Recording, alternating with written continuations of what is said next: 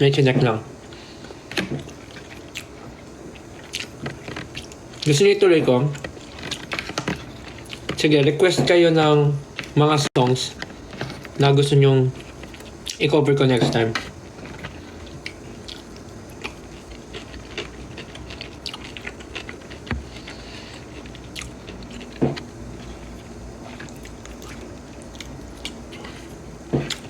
Anong result? Actually, kinakabahan ako. Kasi hindi ko alam kung anong nasa laman nung...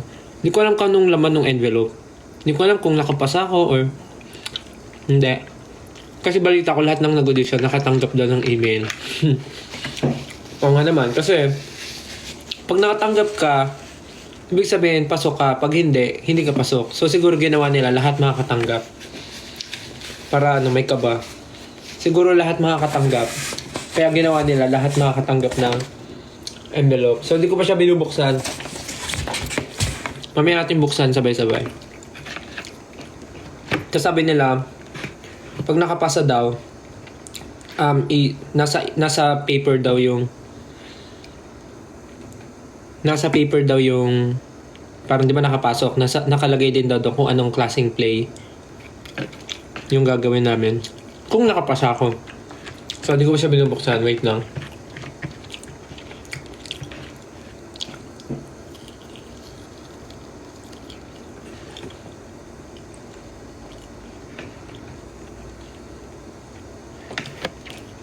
Ang dami nang nagko-comment ng mga gusto nila i-cover ko.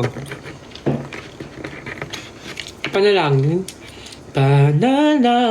ko sa habang buhay, makapiling ka, makasama ka, yan ang panalangin ko. Yun ba? At hindi papayag ang pusong ito.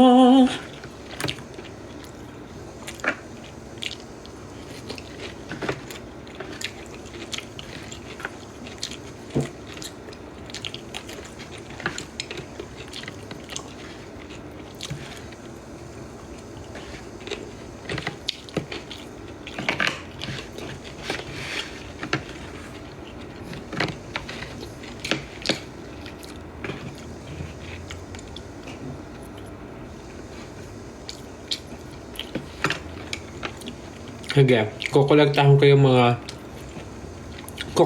yung mga may kita kong tweets na gusto nyong i-cover ko.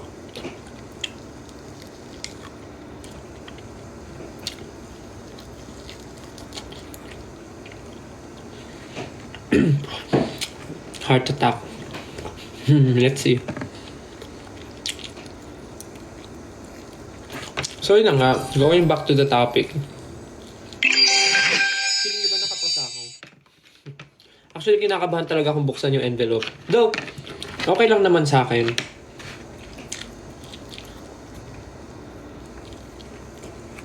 Okay lang naman sa akin kahit nakapasa ako or hindi. Kasi, tinry ko lang naman.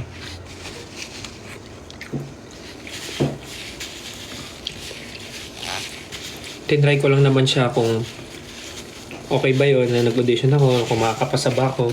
So, wala naman ako expectations. But feeling niyo ba nakapasa ako?